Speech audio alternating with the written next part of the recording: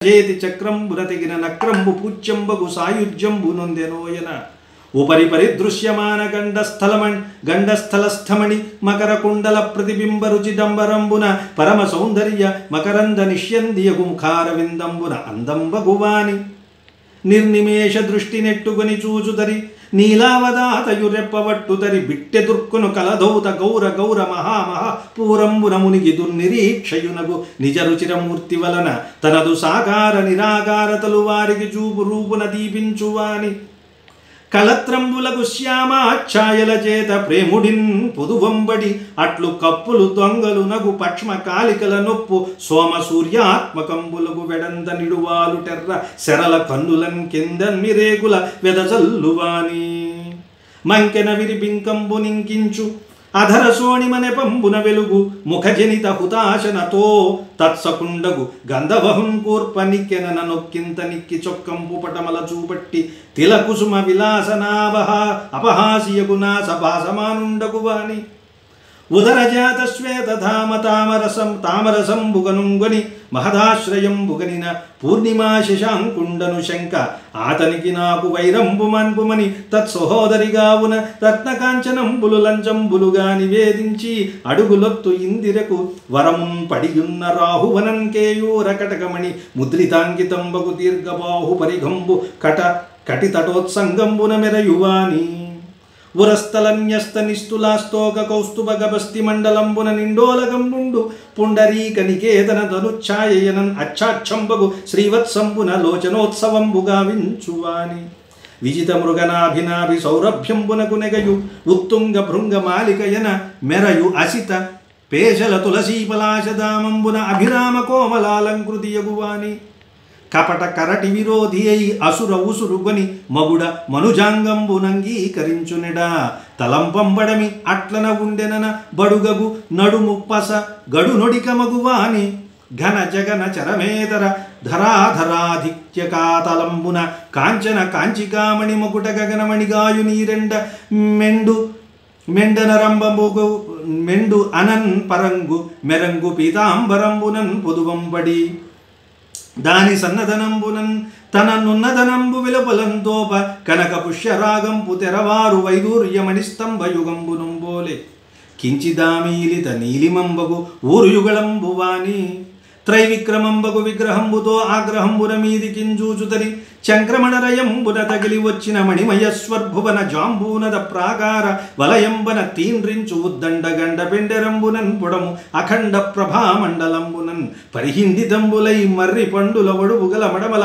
పెడంగుబడి భావి నిజ కమఠావతార సూచకంబునుంబోలే కొదమ తామేళ్లమేళ్ల నగు మీగాళ్లతో కోకనద మృదూదరంబులు అమర మెరుగు చుక్కల జిగి మొక్కపరుచు నక చక్రవాళ చంద్రికల భక్తజన మనస్తమో విదళంబుగా వించుచు హల కులిశ కలశ కమల మకరాంకుశ అంకితంబులై లక్ష్మీకుచ కుంకుమాకలన అరుణారుడంబులగు చరణంబులన్ తాపత్రయాపహరణంబు సేయువాని నారాయణున్ పురాణ పురుషున్ పురుషోత్తమున్ ప్రణతార్తిహరున్ వాసుదేవున్ ఋషికేశున్ ఈశనుతున్ విభీషణవరదున్ అనంగజనకున్ రంగరమణున్ గాంచి సహ సమాగత భాగవత పరిషత్ సమేతంబుగా తానున్ తనుజాతయున్ ప్రమద భయ భక్తి రసమగ్నులై జయ జయ శబ్దంబులతో సర్వాంగాలింగిత క్షోణీతలంబులకు నమస్కారంబులు గావించి నిలిచి నిటల తట ఘటిత అంజలి అయి ఇట్ల నిన్ను తీయించే.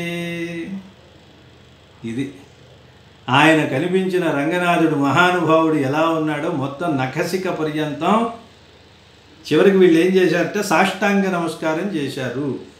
సర్వాంగాలింగిత క్షోణీతలంబులకు నమస్కారంబులు గావించి చివరి లైన్ చూడండి. సర్వ అంగ ఆలింగిత అంటే సమస్తమైన అంగాలు తాకబడిన నేల కలిగిన నమస్కారం అంటే ఏమిటి? సాష్టాంగ నమస్కారాలు చేసి నిటల తట ఘటిత అంజలి అయి. నిటల తట ఘటిత అంజలి అంటే నుదుటి మీద పెట్టిన నమస్కారం. ఇలా ముఖం మీద నమస్కారం పెడుతూ వాళ్ళు స్వామిని నుతిస్తున్నారు. వాళ్ళు చూసినటువంటి స్వామిని నుతిస్తున్నారు. ఆయన ఎలా ఉన్నాడు? అదే కదా ముందు చెప్పింది. కొంచెం ఫాస్ట్గా చెప్తాను చూడండి. అతనిచే విజ్ఞాపనంబు చేయించి గరుత్మంతుడితో లోపలికి పంపించారట. అయ్యా మేము వచ్చాం, మరి మమ్మల్ని రమ్మంటారా అని విజ్ఞాపనము అంటే తాము వచ్చిన విషయాన్ని ఆయనకి ఎరుకపరిచారు. లోపలికి వెళ్ళారండి. అక్కడ వాళ్ళు ఎలా ఉంటారట, చుట్టూ ఎవరున్నారు? చతుర్భుజులు. వైకుంఠంలో ఉన్న ప్రతి ఒక్కరికి చతుర్భుజాలు ఉంటాయి. శంఖచక్రాలు ధరించి ఉంటారు. జలధర శ్యాములు, మేఘంలాగా నల్లని శరీర కాంతి కలిగిన వాళ్ళు. శతపత్రలోచనులు, పద్మాల్లాంటి కళ్ళు. సాయుజ్యం, సారూప్యం, సాలోక్యం, సామీప్యం అని మోక్షాల్లో రకాలు చెప్పారు. సాలోక్యము అంటే ఏమిటి? వైకుంఠానికి వెళ్ళిన తర్వాత భగవంతుణ్ణే ఆయన్నే అలా చూస్తూ ఉండడం అనే అవకాశం వచ్చిందనుకోండి, దాన్ని సాలోక్యము. అలా కాకుండా ఆయన పక్కనే ఉంటే దాన్ని సామీప్యము. ఎప్పుడు ఆయనతోనే ఉంటాం అనమాట. ఆయన ఎక్కడికి వెళ్ళినా మనల్ని తీసుకుపోతూ ఉంటాడు. దాన్ని సామీప్యము అన్నారు. ఇంకోటి ఏమిటి? సాయుజ్యము, చివరిది ఆయనలో కలిసిపోవడం అనమాట. సౌలభ్యము అన్నారు, అంటే సులభంగా అందుబాటులోకి ఉండడం. ఇలాంటివి ఎన్నో లక్షణాలు. సరే, అక్కడికి వెళ్ళిన వాళ్ళందరూ విష్ణుమూర్తి కింద మారిపోతారు. మనం వెళ్ళగానే వెంటనే మనకు ఒక రూపం వచ్చేస్తుంది. ఏమిటంటే సేమ్ అదే రూపం. ఎవరు చూసినా విష్ణుమూర్తిలాగే ఉంటారు. అందరూ పట్టు పీతాంబరాలు ధరించి ఉంటారు, అందరూ శంఖచక్రాలు పట్టుకుంటారు, అందరూ ఒకేలా ఉంటారు. మరి ఎలా తెలుస్తుందండి అంటే మనం ఒక్కసారి ఆయన వక్షస్థలాన్ని చూడాలి. వక్షస్థలంలో లక్ష్మీ అమ్మవారు ఎవరికి ఉంటే ఆయన ఒరిజినల్ విష్ణువు, మిగిలిన వాళ్ళంతా డూప్లికేట్స్ అని అర్థం. సరే, అక్కడికి వెళ్ళగానే శతపత్రలోచనులు. వైకుంఠ గద్య అని భగవద్ రామానుజులు రాసింది ఉంది. మీరు వైకుంఠం వైకుంఠం అంటారు కదా, అక్కడికి వెళ్తే ఎలా ఉంటుందనే వర్ణన అక్కడ ఉంటుందన్నమాట. అవన్నీ చదివిన ప్రభావం ఈయన కొంచెం కొంచెం తీసుకొచ్చాడు. శతపత్రలోచనులు, పద్మాల్లాంటి నేత్రాలు కలిగిన వాళ్ళు. చపలాపిశంగ వసనులు. వసనం అంటే వస్త్రం, చపల అంటే మెరుపు. మెరుపులాగా పిశన అంటే బంగారపు కాంతిలో ఉన్న వస్త్రాలు ధరించారు, అంటే పీతాంబరాలు కట్టుకుంటారు. వనమాలికాబద్ధ బాహుమధ్యులు, మెడలో వనమాలికలను ధరించారు. అయిన ఎవరండి వీళ్ళంతా? మధుమథన ప్రతిబింబంబులంబోని. మధుమథనుడు అంటే సాక్షాత్తు విష్ణుమూర్తి. మధు అనే రాక్షసుడిని సంహరించినవాడు. ఆయనకి ప్రతిబింబాల్లాగా ఉంటారట. ఎవరు వాళ్ళు? పారిపార్శ్వికులా. పక్కన నడుస్తూ ఉండేవాళ్ళు ఉంటారు చూసారా? ఇదేమిటండి, గన్మెన్లు ఉంటారు విఐపీస్కి. వాళ్ళు నల్లగా సూట్లు వేసుకుని ఇంత ఉంటారు తప్ప ఆయనలాగా ఉంటారేమిటి? కాదట, ఇక్కడ విష్ణుమూర్తిలాగే ఉంటారట వాళ్ళు. పారిపార్శ్వికులు కూడా ఆయనలాగే ఉంటారు. ఇదే కదా అంటే అసలు ఒరిజినల్ ఆయన ఎవరో తెలుసుకుని స్పాట్ పెట్టాలంటే అందరూ ఒకేలా ఉంటే పెట్టలేరు కదా. ఇప్పుడు మన వాళ్ళు కూడా ఒకేలాంటి కార్లు 10 వేసి అందులో అసలు ఎక్కడున్నాడో తెలియకుండా దాచేస్తూ ఉంటారే. వీళ్ళకి ఇంకా టెక్నాలజీ అంత పెరగలేదు కాబట్టి ఆయన లాంటి మనుషుల్నే తయారు చేసేస్తే గొడవ లేదు. ఎవరిని చంపాడో ఎవరికి తెలియదు. ఆయన రక్షణ అదనమాట. పారిపార్శ్వికులు కూడా ఈయనలాగే ఉంటారట. పారిపార్శ్వికులు అంటే తన పక్కన ఉండేవాళ్ళు. వాళ్ళని చూశారు, ఆహా ఎంత అందంగా ఉన్నారు. కొంచెం ముందుకు వెళ్తే పరాంకుశ ప్రభృతి ముక్తుల సేవించుచు. పరాంకుశులు అంటే నమ్మాళ్ళవారు. చెప్పుకున్నాం మనం, ఆళ్వారుల్లో నమ్మాళ్ళవారులు గొప్పవాళ్ళు. ఆయనతో పాటు మిగిలిన వాళ్ళందరూ ఉంటారు కదా, వీళ్ళందరూ ముక్తులు అంటారు. వీళ్ళు ఎప్పుడూ స్వామితో వెంటనే ఉంటారనమాట. వాళ్ళు సేవించుచు, వాళ్ళని సేవిస్తూ తత్ అభినందితులై చని, వాళ్ళందరూ కూడా వచ్చారా బాగుంది అని వాళ్ళ చేత అభినందనల్ని పొంది మహావకాశంబును మణిమయ స్తంభ సంభృతంబును శాతకుంభ కుంభ శోభిత శేఖరంబును అయి చిత్రనేత్ర వితాన లంబమాన నానా ప్రసూనదామా. అక్కడ ఒక మణిమండపం, ఆ రంగమండపం దగ్గరికి వెళ్తున్నారు. అక్కడ ఎలా ఉంది? మహావకాశంబు, ఇరుకిరుగా లేదు, పెద్ద ఓపెన్ స్పేస్ లాగా ఉందన్నాడు. స్పేస్ చాలా ఎక్కువ విస్తీర్ణంతో ఉంది. అవకాశము అంటే అర్థం అది, ఎక్కువ స్పేస్ ఉండటాన్ని అవకాశం అంటారు. ఆకాశానికి ఉన్నంత అవకాశం ఎవరికీ లేదన్నారు. అంతే కదా, ఆకాశం అంత విశాలంగా ఉంటుంది. మహావకాశంబును మణిమయ స్తంభ సంభృతంబును, మణులతో నిర్మించిన స్తంభాలతో కూడినది. శాతకుంభము అంటే బంగారం, బంగారంతో తయారు చేసిన కలశాలతో కూడినది. వాటితో శోభిత శేఖరంబును అంటే ఆ కోట గోడల పైన బంగారపు కలశాలు ఉంటాయి, వాటితో ఉన్నది. అలా ఉండి చిత్ర నేత్ర వితాన, చిత్రమైన వస్త్రంతో, నేత్రము అంటే వస్త్రం అనే అర్థం కూడా ఉంది. చిత్ర నేత్ర అంటే చిత్రమైన వస్త్రంతో ఉన్న వితాన, వితానము అంటే చాందిని మేల్కట్టు, ఫాల్ సీలింగ్ అంటారే అది, వితాన లంబమాన ఆ మేల్కట్టుకి వేళ్లాడుతున్న నానా ప్రసూనదామా, అనేకమైన పూలదండలు అలంకరింపబడి ఉన్నాయి. దాంతోపాటు ముక్తాగుళుచ్చ, ముత్యాల దండలు గుత్తులు గుత్తులుగా వేళ్లాడుతున్నాయి. అచ్చ చామరంబులును, స్వచ్ఛమైన తెల్లని చామరాలు ఉన్నాయి, ఆ చామరాలతో వీస్తున్నారు. ఉద్వేల కాల అగరు ధూప ధూపితంబును, కొంచెం ముందుకు వెళ్ళగానే దట్టంగా అగరు ధూపం వేసిన వాసన చుట్టూ పొగ కమ్ముకొని కనిపిస్తుందట. కాల అగరు, అగరు అనేది ఒక సుగంధ ద్రవ్యం, దాని నుంచి వచ్చిందే అగరు బత్తి. దానికి పూసేది ఉంటుంది చూసారో, ఇప్పుడు ఏం పూస్తారో మనకు తెలియదు, కానీ ప్రాచీన కాలంలో అయితే అగరు అంటే అది ఒక సుగంధ ద్రవ్యం, కస్తూరి లాంటిది అనమాట. కాల అగరు అంటే నల్లని అగరు వేయడం వల్ల ఆ ధూపంతో మొత్తం అంతా ధూమం వ్యాపించినటువంటి ఆ ప్రాంతం. అలా ఉన్నటువంటి ఆ మండపంలో మహావిమాన మధ్య, అక్కడ ఒక మహావిమానం ఉంది ఎత్తుగా, దాని మధ్యలో విధుకాంత వితర్ది, చంద్రకాంత శిలలతో చేసిన ఒక వేదిక. ఆ వేదిక తలంబున అంటే వెళ్ళగానే ముందు పెద్ద పీఠంలాగా ఉంది, వేదిక ఉంది. ఆ వేదిక మీద చిన్న చిన్న బొమ్మలు ఉంటాయి. చరణముఖ, పాదాల దగ్గర నుండి తత్తత్ ప్రతీక అధిష్ఠిత, రకరకాలైన చిత్రాలు, బొమ్మలు, శిల్పాలు చెక్కి ఉన్నాయి. ఆ శ్రీరంగనాథుడు శయనించి ఉన్న ఆ పాన్పుకి కింద ఉన్న పీఠం మీద. తత్ ప్రతీక అధిష్ఠిత, దాని మీద ధర్మాదిసూరి పరిషదాత్మకంబును, ఆ పీఠానికి చుట్టూ ధర్మదేవత, అలాగే దివ్య సూరులు, ద్వాదశాళ్వార్లు అంటాం కదా, వాళ్ళ చిత్రాలు అన్నీ చిత్రించి ఉన్నాయి. పరిషదాత్మకంబును తేజోమయంబును అగు, బాగా తేజస్సుతో ప్రకాశిస్తున్నది. అలా ఉన్న విపుల పెద్దది అయిన విమల పీఠంబున, విమలమైన స్వచ్ఛమైన ఒక పీఠం. ఆ పీఠం పైన ఒక పద్మం ఉంది. పరిమళ, ఆ పద్మానికి ఉన్న పరిమళంతో ఆలోల, ఆ పద్మ పరిమళానికి ఊగిపోతూ ఊగిపోతూ వచ్చేస్తున్నాయట. ఏమిటవి? రోలంబ, రోలంబము అంటే తుమ్మెద. ఆ పద్మ పరిమళానికి తన్మయత్వంతో ఎక్కడి నుంచో వస్తున్నాయా అన్నట్లుగా రోలంబజాలంబగు అంబురుహంబు, అంటే ఆ పీఠం మధ్యలో ఒక పద్మం ఉందండి. ఆ పద్మం ఆకర్షిస్తోంది తుమ్మెదల్ని. అలా తుమ్మెదల చేత ఆకర్షింపబడుతున్న పద్మం. దాంతోపాటు జాంబూనద, జాంబూనదము అంటే బంగారం, ట్విట్ అంటే కాంతి. జాంబూనద ట్విట్ ఉత్తమర్ణ, బంగారపు కాంతికే ఈ పద్మం ఏం చేస్తుందట? అప్పిస్తుందట కాంతి. నీకు సరిగ్గా కాంతి సరిగ్గా సరిపోలేదు, కావాలంటే నా దగ్గర నుంచి అప్పు తీసుకొని. ఉత్తమర్ణ అంటే అప్పు ఇచ్చేదిగా ఉన్న, అంటే దానికంటే అతిశయించే కాంతి కలిగిన, విస్తీర్ణ వెడల్పుగా ఉన్న కర్ణిక, ఆ పద్మము. ఆ పద్మం మధ్యలో కర్ణిక ఉంటుంది, దుద్దు అంటారు, అంటే పుప్పొడి ఉంటుంది. ఆ కేసరాల ప్రాంతాన్ని దుద్దు అంటారు. అది ఎంత మెత్తగా ఉంటుందో తెలియదు. అక్కడ పుడుతుంది లక్ష్మీదేవి అన్నారు. అంటే ఆవిడ ఎంత సుకుమారంగా ఉంటుందో చూసుకో. ఆవిడ ఉండే స్థానం అది, పద్మ కర్ణిక మీద కొలువై ఉంటుంది ఆవిడ.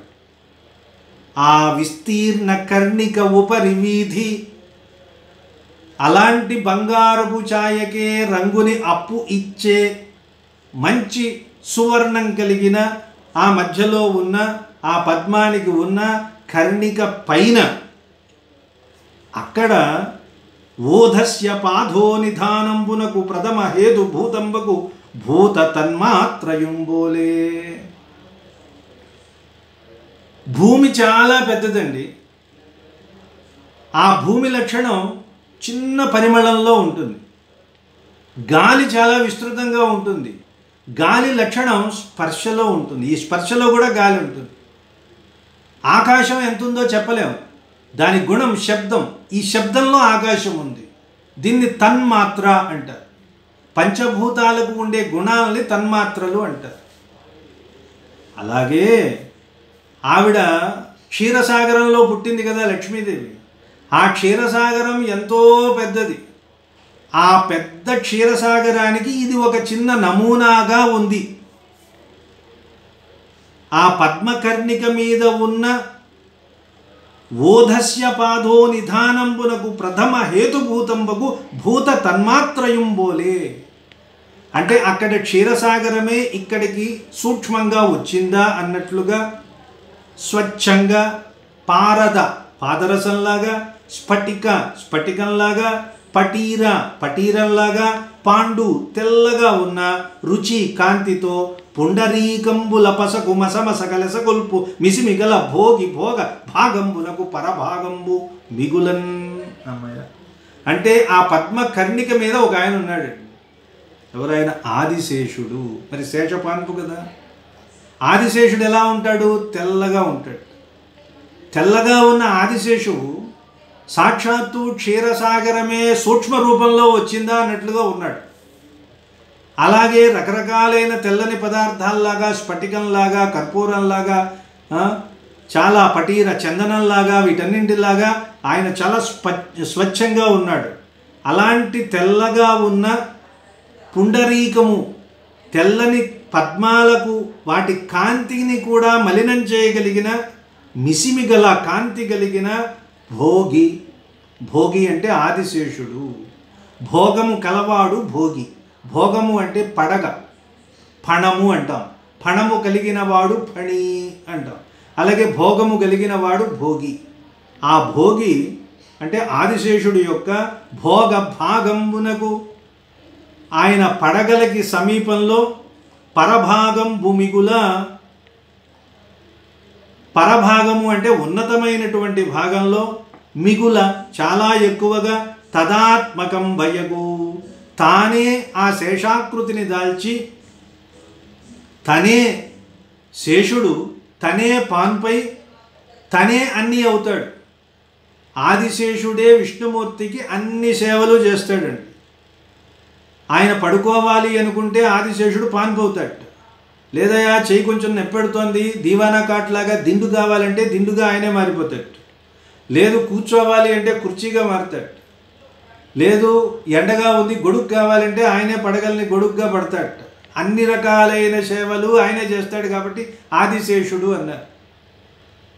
ఆ ఆదిశేషుడే ఏమయ్యాట? ఉపబర్హంబునన్న. ఉపబర్హము అంటే తలగడ అయ్యాడు. చెయ్యి పెట్టుకునే మోచేతి దిండు, దీవానా కాటు మీద ఇటు అటు ఉంటాయి చూసారా, వాటిని ఏమంటారంటే ఉపబర్హము అంటారు. ఆ ఉపబర్హం మీద మహార్హ కేయూర మణి కర్బురంబగు కోర్పరంబు ఊని. అసలు స్వామి దర్శనం ఇక్కడి నుంచి అవుతుంది చూడండి. అలాంటి ఆదిశేషుడే తలగడ దిండు అయితే దాని మీద మోచెయ్యి ఆంచి ఎలా ఉంది ఆ చెయ్యి? మహార్హ చాలా గొప్పది అయిన కేయూరాలను ధరించిన, ఆ కేయూరాలలో ఉన్న మణుల యొక్క కర్బురంబు అంటే కాంతితో కూడిన కోర్పరంబువుని. కోర్పరము అంటే ఆ మోచేతిని పెట్టుకొని ఇలా కూర్చున్నట్ట, ఒక పక్కకి వాలి. ఇలా వాలి అంటే ఇక్కడ దిండు, ఆ దిండు మీద ఇలా చెయ్యి పెట్టుకుని, ఆ చెయ్యి ఎక్కడుంది? ఆ చెయ్యి ఎలా ఉంది అంటే అరచెయ్యి. పాపం ఈయన ఏం చేస్తూ ఉంటాడట? మననపర, ఎల్లప్పుడూ మననం చేస్తూ ఉంటారు స్వామిని. ఎవరు వాళ్ళు? ముని మహర్షులు హరినామస్మరణ చేస్తూ ఉంటే వాళ్ళ మనసుల్లో రాగం ఉంటుంది. రాగము అంటే ఇష్టము, ప్రేమ అంటాం కదా, రాగము. ఆ రాగాన్ని ఈయన చేత్తో తుడిచేసేట. అంటే వాళ్ళు విరాగులై ఉంటారు, దేని మీద కోరిక ఉండదు. ఆ పని చేసిన వాడెవరు? ఈయనే తన చేత్తో వాళ్ళ మనసుల్లో ఉన్న రాగాన్ని తుడిచాడా. అందుకని వాళ్ళ మనసుల్లో ఉన్న ఆ రాగము అంటే రెండు అర్థాలు. రాగము అంటే ఇష్టము, ప్రీతి అని ఒక అర్థం, రాగము అంటే ఎర్రదనం అని ఇంకొక అర్థం. అందువల్ల వాళ్ళ మనసుల్లో ఉన్న రాగాన్ని తుడిచాడా అన్నట్లుగా ఆయన చెయ్యి ఎర్రగా ఉంది. అది ఇలా చేతిని ఎరుపు రంగుతో ఉన్నది తుడిస్తే చెయ్యి ఎర్రగా అవుతుంది కదండి. మననపర, ఎంత మంచి ఊహ చేశాడో చూడండి. మననపర ముని మనోరాగరస. మహర్షుల మనసుల్లో ఉన్న రాగము అనే రసాన్ని మార్జనం చేసి, మార్జనము అంటే తుడిచిపెట్టడం, తుడిచివేయడం వల్ల మిగులన్ అరుణిమ వహించెను, బాగా ఎర్రగా మారిపోయిందో అనజాలు అన్నట్లుగా ఉన్న కెంగేలు కపోలంబునన్ గదియా. కెంగేలు తన ఎర్రని చేతిని కపోలం మీద పెట్టుకున్నట్ట, ఇలా చెక్కిటి మీద పెట్టుకున్నాడు. ఆయన స్వరూపాన్ని చూడండి, ఇలా పడుకుంటాడు కదండి. అది శ్రీరంగంలో అనంత శయన రూపం ఉంటుంది, ఆ రూపాన్ని వర్ణిస్తున్నాడు.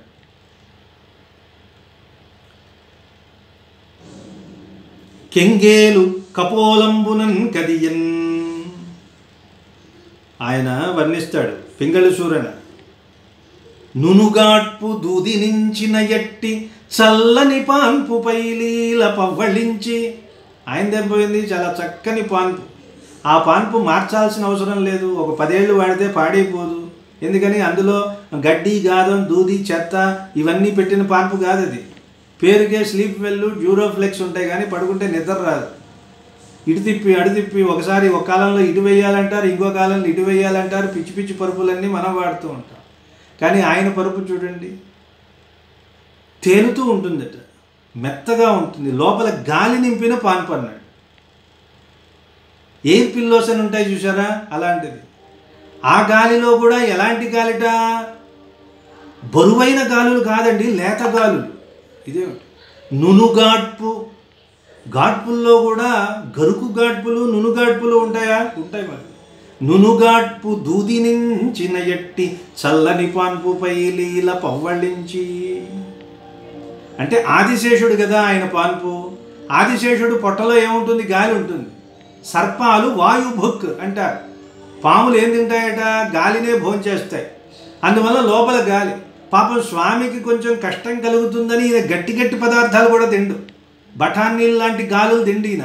బాగా లేతగా ఉన్న ఐస్ క్రీములు లాంటి గాలులు మాత్రమే తింటాడనమాట. ఎందుకని, మరి లోపల గాలి కొంచెం ముదురైందనుకోండి ఈయనకి నిద్ర పట్టదు. అది నునుగాడ్పు దూదినించిన ఎట్టి చల్లని పాన్పు పైలీల పవ్వళించి, వటువులై హొంబట్టు వటువులోయన నొప్పు రమచన్నుదో ఈ పాదములు చేర్చి, ఒక చేతిని ఇలా పెట్టి ఇంకో చేతిని ఇలా పెట్టి శిరము కిందట కేలు తలాడగా కీలు గొల్పి, ఒక చేతినేమో తల కింద పెట్టుకుని పడుకుంటాడని చెప్తాడు ఆయన.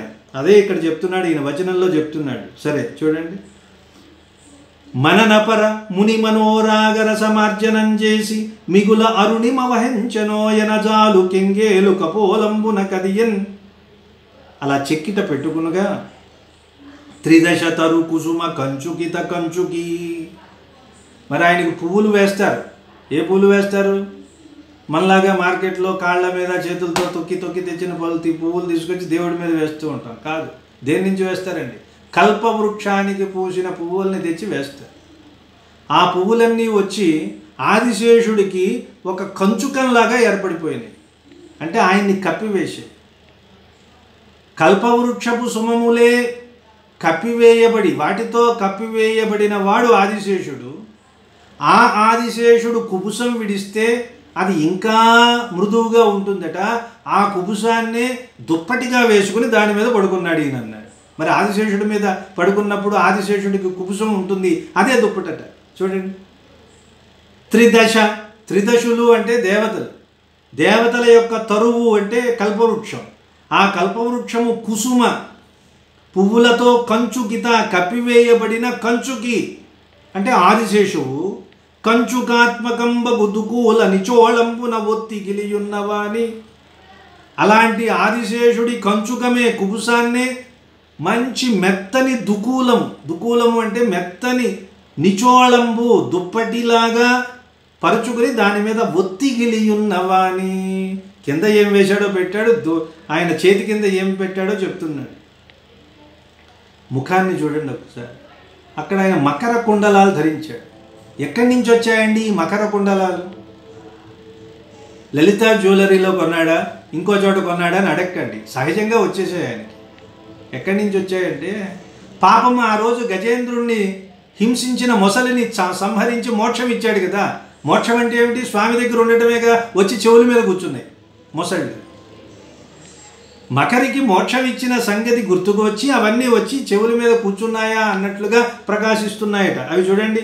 కరిం ఏనుగుని కరకరింబెట్టి బాధపెట్టి బిట్టు తన చేతి చక్రంబున గజేంద్రుని బాగా హింసించిన మొసలిని గట్టిగా తన చేతి చక్రంతో తెగిన చంపిన నక్రంబు. ఆ మొసలి ఎంత గొప్పది! పూజ్యంబగు గౌరవమైన సాయుధ్యంబు నొందెనో, స్వామితో వచ్చి చేరిపోయిందా అన్నట్లుగా ఉపరి పరిదృశ్యమాన, పైన కనిపిస్తోంది, ఒకవైపు కనిపిస్తోందండి. మామూలుగా ఇలా ఉంటే చెవులకి ఏం పెట్టుకున్నారో ఎలా తెలుస్తుంది ఎవరికి తెలియదు, కానీ ఆయన ఇలా ఉన్నాడు కదా, ఇది బాగా కనిపిస్తోంది. ఆ దృశ్యం చూడాలి కవి. ఇటువైపుది కనిపించదు, ఇలా ఉన్నప్పుడు ఇటువైపుది బాగా స్పష్టంగా కనిపిస్తోంది. పరిదృశ్యమాన బాగా కనిపిస్తున్న గండస్థలము అంటే చెక్కిలి పైన స్థ ఉన్న మణులతో చేసిన మకర కుండల ప్రతిబింబ రుచి. మకర కుండలాల యొక్క కాంతి. మకర కుండలాలు అంటే మొసళ్ళ ఆకారంలో చేసిన కుండలాలు. అవి మొసళ్ళు. ఎందుకు మొసళ్ళు అంటే స్వామితో సాయుధ్యాన్ని పొందాయి కాబట్టి అవి వచ్చి ఇక్కడ కూర్చున్నాయా అన్నట్లుగా ఉన్న వాటిల్లో ఉన్న మణుల కాంతులు, వాటి ప్రతిబింబాల రుచి. డంబరంబున పరమ సౌందర్య మకరంద నిష్యందియకు ముఖారవిందంబున అందంబగువాని. అసలే ఆయనది ముఖ అరవిందము, పద్మం లాంటి అందమైన ముఖం. దాని మీద ఈ మొసళ్ళ మకర కుండలాల కాంతులు వచ్చి ఆయన ముఖం మీద పడి చాలా అందంగా ప్రకాశిస్తున్నాడు. ఇలా చూసామనుకోండి, మనం భగవంతుడిని చూసేటప్పుడు ఏం చేస్తాం? మనం కళ్ళు ఇలా తెరుచుకుని చూస్తాం. కళ్ళు బాగా తెరిచి చూస్తే ఆయన ఎలా కనిపిస్తాడో నల్లగా కనిపిస్తాడు. నిర్నిమేష దృష్టి నెట్టుకొని చూచుతరి. నిర్నిమేష అంటే రెప్పపాటు వేయకుండా నెట్టుకొని మనం చూస్తే నీలావదాతయు నల్లగా కనిపిస్తాడు. రెప్పవట్టుతరి ఇలా రెప్పలు వేస్తూ చూస్తే బిట్టు ఎదుర్కొను కలధౌత గౌర మహామహపూరంబున మునిగి దుర్నిరీక్షయువగు. అలాగే ఆయన రెప్ప వేయకుండా చూశాడనుకోండి, స్వచ్ఛమైనటువంటి ఈ లోకమంతా కనిపిస్తూ ఉంటుందన్న. నిర్నిమేష దృష్టి నెట్టుకొని చూచుతరి. రెప్ప వేయకుండా మనం గనక నేరుగా చూస్తే స్వామి రూపం నల్లగా కనిపిస్తుంది.